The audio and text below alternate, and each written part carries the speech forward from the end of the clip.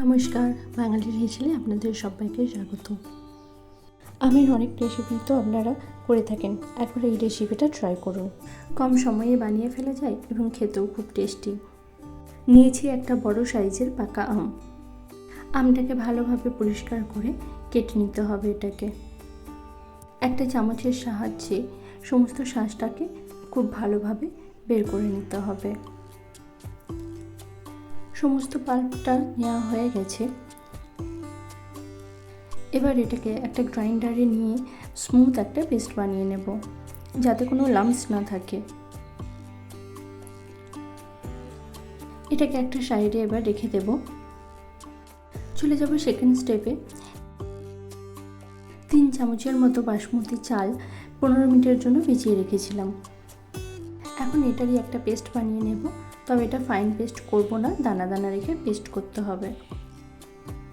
এবার গ্যাসটা অন করে 500 ml মতো দুধ নিয়ে নিয়েছি। দুধটা একটু ফুটতে শুরু করলে এর মধ্যে দিয়ে দেব এলাচ। আপনারা এখানে এলাচের পাউডারও ইউজ করতে পারেন। একবার খুব ভালো মতো মিশিয়ে নেব। একবার ভালোভাবে ফুটে উঠলে যে চালের পেস্টটা বানিয়ে রেখেছিলাম সেটা এখানে দিয়ে দেব। পায়েসের সাথে এই রেসিপিটির এই একটি পার্থক্য, পায়েসে গোটা চাল দেওয়া হয় আর এখানে চালটা একটু ভেঙে দেওয়া হয়। গ্যাসটা মিডিয়াম ফ্লেমে রেখে কন্টিনিউয়াসলি এটাকে নেড়ে যেতে হবে, না হলে চালটা তলায় লেগে যেতে পারে। সাইডে লেগে যাওয়া দুধের সরগুলিকে খুব ভালোভাবে এটার সাথে মিশিয়ে যেতে হবে। দুধটা হালকা ঘন হয়ে আসলে এর মধ্যে কিছু ড্রাই ফ্রুটস অ্যাড করে দেবো। এখানে নিয়েছি কাজু, আমন্ড এবং কিশমিশ। একবার এটাকে খুব ভালোভাবে মিশিয়ে নেব। 15 থেকে 20 মিনিট এইভাবে ফুটিয়ে নেওয়ার পর এটা দেখুন ঘন হয়ে এসেছে আর চালটাও খুব ভালো মতো সেদ্ধ হয়ে গেছে। আর একবার 2 থেকে 3 মিনিটের জন্য ফুটিয়ে নেব। খুব ঘন করে এটা নামাবো না, একটু পাতলা অবস্থায় রেখে নামাবো, কারণ ঠান্ডা হয়ে আসলে এটা ঘন হয়ে যাবে একটু।